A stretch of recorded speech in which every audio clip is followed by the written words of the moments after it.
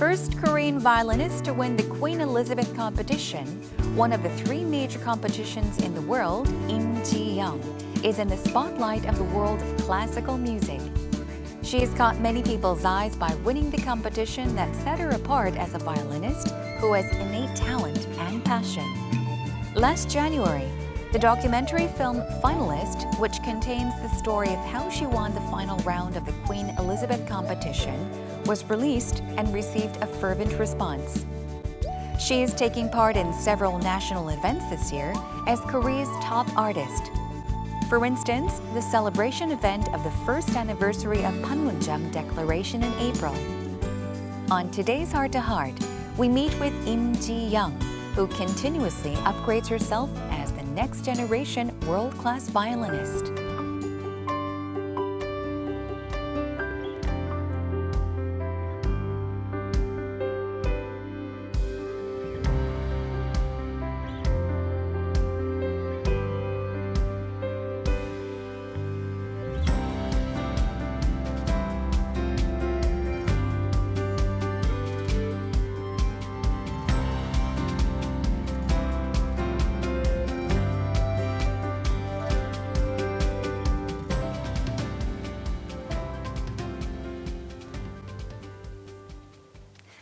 Great artists have something in common, and that is that they put tremendous effort, time, and energy into practicing from their childhood. Now, joining us today is one of the most promising violinists. Violinist Lim Ji-young is here with us today to give us deeper insight into her music. Thank you so much for joining us today. Welcome to Heart to Heart. Thank you so much. It's great to have you. Now, I see that you have brought your violin with you today. Yes. So my first question is very simple. Question. Do you always travel with your violin, and how do you feel when you don't travel with your violin? Well, yes, I do. I always carry my violin like wherever I go. And it's basically the travel means like concert travel. So I need it for sure. And sometimes there is certain places I don't need to bring it, like for example, like vacation or something. Right. And I'm trying to like avoid it. But like sometimes, like it's very strange and like it feels like I lost or forgot something very important. And like after a while, I realize something is not with me. And then like, oh my God, what is happening here? And yeah, it's quite. Yeah, we often, I guess, create this bond between an object even, and I'm sure that you have, you've built that connection with the violin as well. And of course, it's a very, very extremely valuable violin. Sure. Of course, I can't, compare it to a cell phone, but for me, ordinary people like me, we leave our house with our smartphone and we feel anxious and feel the need to go back and, run over home, run home to get our phones. So I think I understand. Now, we know that it is a very valuable, a very precious violin, and all violins, they have different sounds and tones. So could you tell us about this particular violin? Yes, this violin is Stradivarius called Sacerno, and it's made in 1717. So you can imagine how long, how old it is. And I was so fortunate to use this violin, and I just fell in love with this violin like from the beginning, and it has so much warm sound and like soft richness. Everything's in here, and for me, violin is just like the voice of my body, and it's so. How do I say? It's hard to describe, but it's so important, and you need to connect with violin, like in person. Yeah, to be able to create that beautiful violin sound. Now, you played before the Sacerno, is that right? Yes. Before this violin, you actually played the Stradivarius Huggins. Yes. Huggins. Yes. It was on a 4-year special loan for being the winner of the Queen Elisabeth concours. Yes. And then you are now playing with this violin. So now we have entered the second half of 2019 already. Time flies. And I imagine that this year has been particularly significant for you because so far there have been many, many major events for you. So please, could you tell us about them? Yeah, this year I marked a lot of like national events, and especially I played a concert for the King of Belgium, King Philip, and Queen Matilda. They visited Seoul, and the President Moon Jae-in and the First Lady Kim Jong-suk invited them to having a great dinner, and I had to play for them because I'm being the winner of Queen Elisabeth, and the Queen Elisabeth competition is most historical competition in Belgium. So as a Korean citizen and as the winner of Queen Elizabeth competition, and I invited to play for them, and it was a big honor for me. And after that, I played, it was not a concert, but I played some piece in Panmunjom, and it was on April, and it was also a very historical event. So very huge, very important national events Yes. in March as well as April. So let's start with when you performed on stage at the concert hosted by the King of Belgium. Now, could you tell us about maybe the details of what happened? Okay, so like it was happened in March, and Queen Matilda, it's the biggest lady in Belgium, of course, and then the Queen Elizabeth competition. It's based on like this. How do I say the majesty, the Queen and King, the royal family in Brussels, in Belgium, and when I see back the history of the Queen Elizabeth competition, there was always the Queen, the previous Queen was sponsored at the competition, and they were so much interested in the violin, especially. So they made this violin competition at first, and it called Yujin Isai competition, and originally it was only for violin competition, but they add some other like piano and things, but still, the violin competition is the major tension for them. And she was so amazed by how Korean violinists, and especially me, work, how I work and how I educated in Korea. And that moment, I only studied in Korea, and and she was very impressed, like the education system in Korea. And like she told me after I won the competition, like I really want to visit Korea once in the future, and I want to see with my eyes like how they work. And I was like, okay, And the day came. it could be fun. But like she really came with her husband, King Philip, and she actually visited my school, my old school in Korea, and she was really like interested in the real system here. And of course, I had to play for them, and I played some pieces from the composer from Belgium and from Korea also. I see. Now, so you, having played in front of distinguished guests, you did mention Matilda, Queen Matilda, as well as the King of Belgium, Philippe. Yes. As well as President Moon Jae-in. And I'm sure it was nerve-wracking. So were you satisfied? Were you happy with your overall performance? How was it? Yeah, I mean, first of all, it was like big honor. Like it's never happened like twice or three times in your life. It's once in a lifetime Yeah, thing, yes. and I was very thankful to just invite for just such a special guest, and and then I felt like I'm being a like I don't know like Korean. Proud to be Korean. proud of the Korean, and proud to be like the winner of the competition. Yeah. Right. You're now in Korea for a series of concerts. So I'd like to ask you about the recitals you are set to perform. Tell us about them.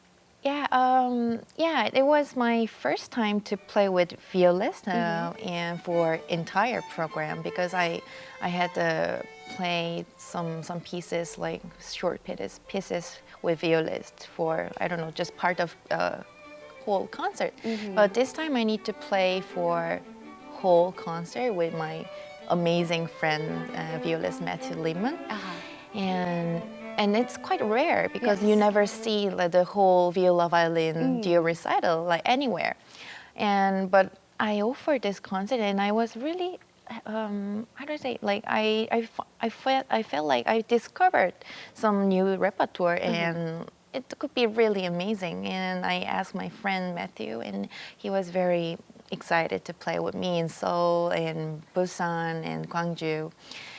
Yeah, and then we worked on, and then it was actually much more fun than I expected, and he really liked the Korean audience. They were so warm, and then he liked the culture of Korea, like food. And plus, as you've mentioned, I'm sure that your audiences were amazed because it's a very rare, Yes. as you said, violin, viola duo concert.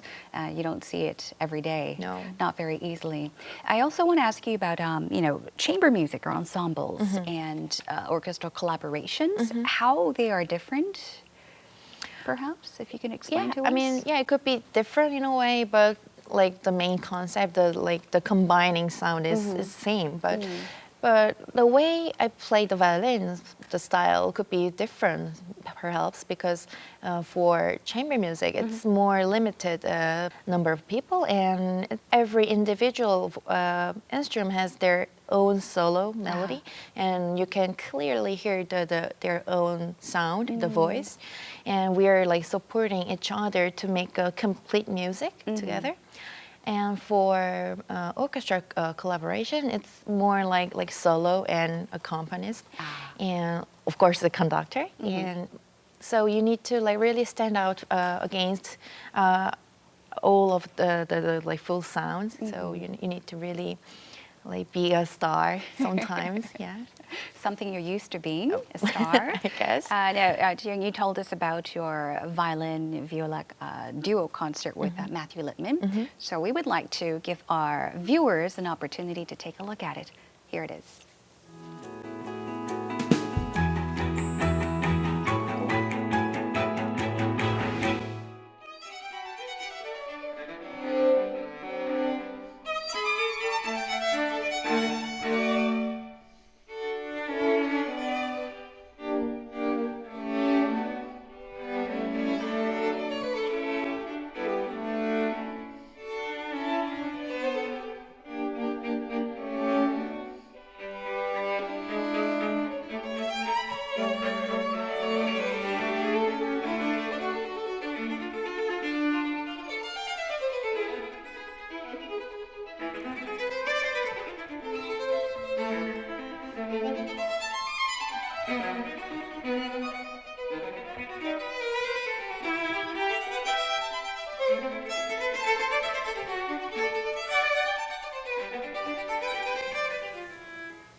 And that was beautiful, I must say. Now let's shift our focus to how and when you actually started playing the violin.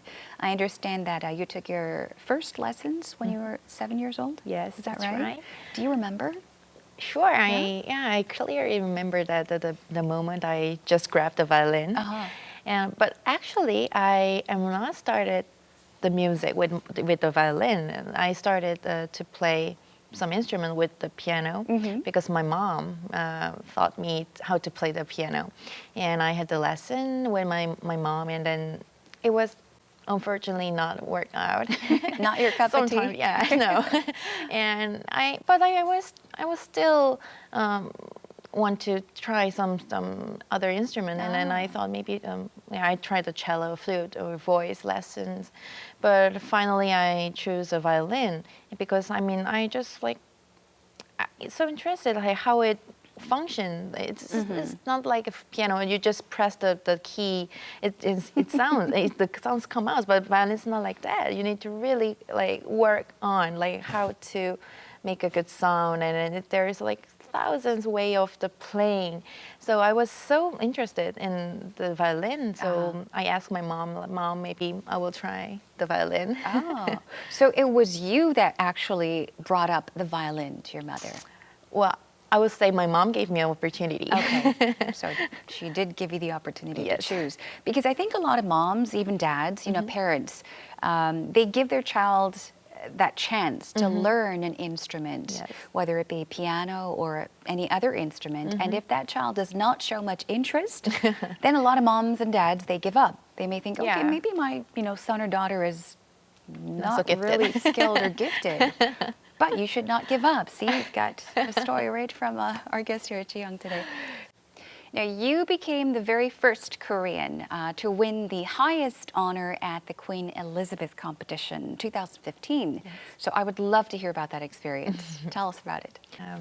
Yes, I won this competition when I was 20 years old, and it's not so old age to get a huge prize in like international highest level competition.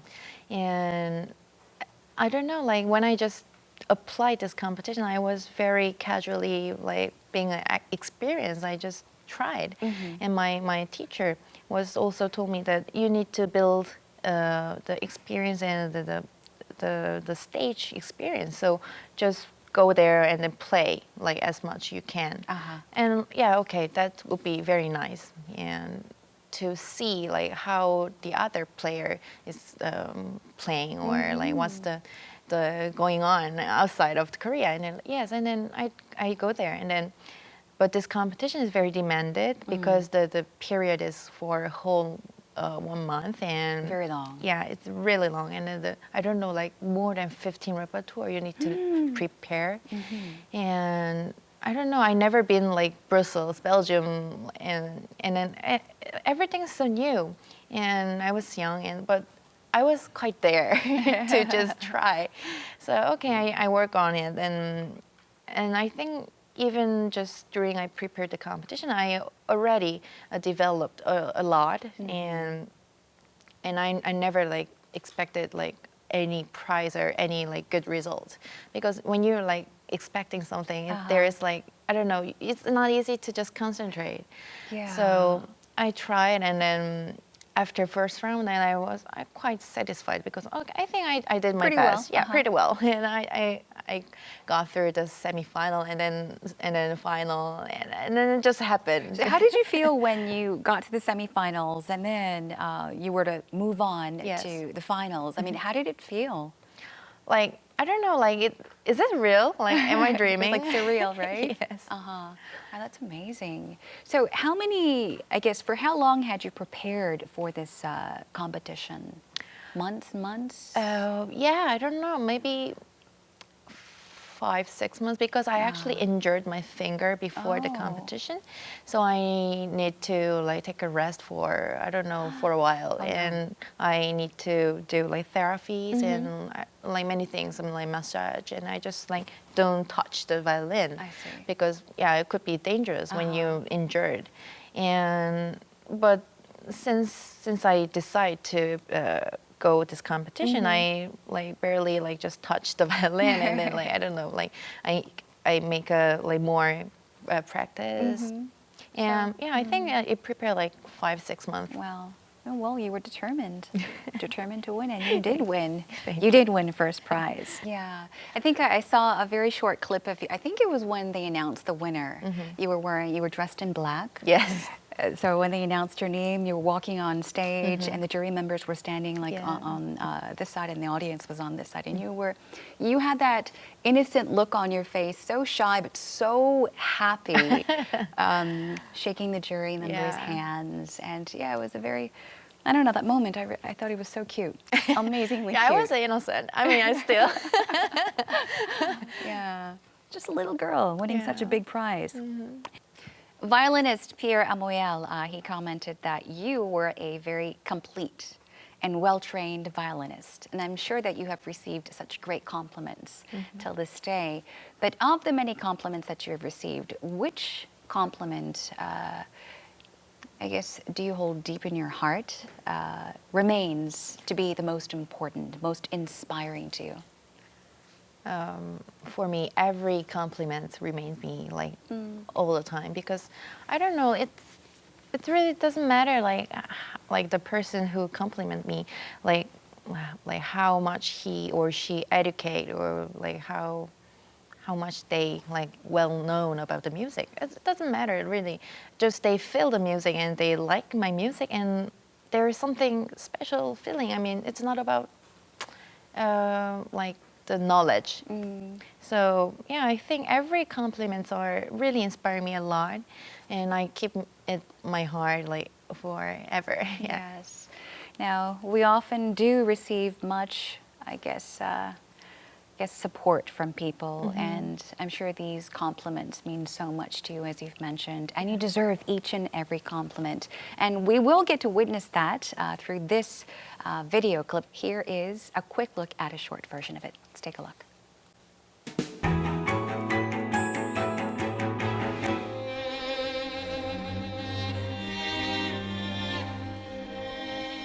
Winning the Queen Elisabeth Competition at the age of 20, Lim Ji-young rose as a classical music star who is to lead the future of Korean violin music. Lim Ji-young is here with us to speak about her present and future.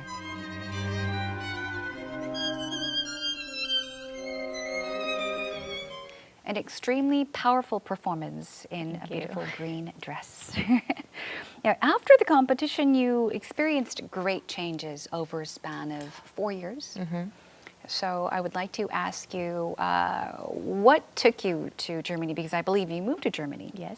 And tell us about that experience. What moving to Germany, or how that move has brought changes, and what kinds of changes that has brought to you?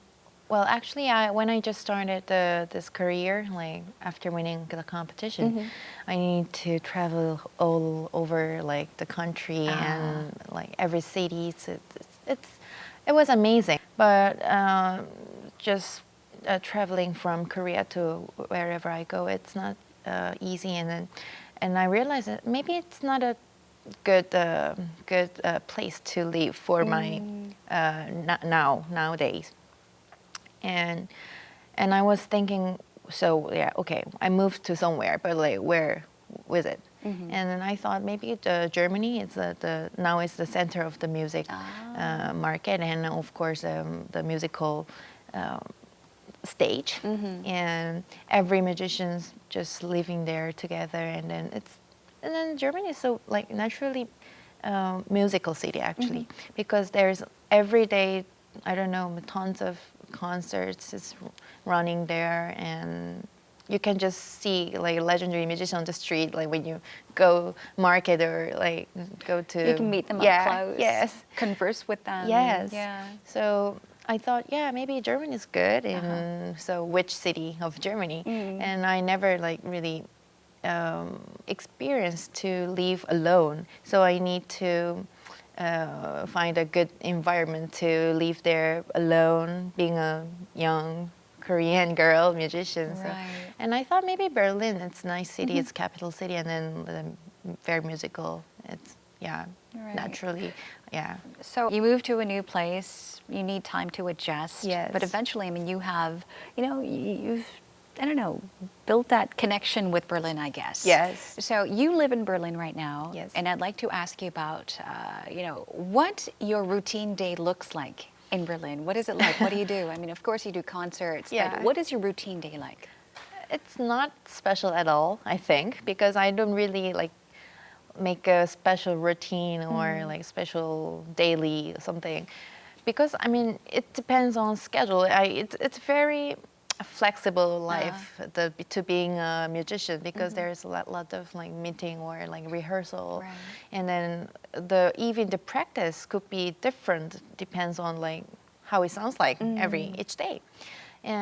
But I still trying to focus on practicing like out of I don't know, my day life, and I trying to practice maybe like 5-6 hours, but I don't really like decide like this much. But I think total 5-6 hours I practice, and then when I don't practice, like I really trying to like move out from music, because then I need to relax, like total relax, and I just cook for myself, or like invite the friends to just talk about the life. So it doesn't sound like you really set many rules for yourself. No. You don't like to go by rules, but you want to, I guess, focus on music when you can, or when you should. Yeah. You also give your time to kind of breathe. Yes, true. Enjoy that freedom away from what you do professionally. Exactly.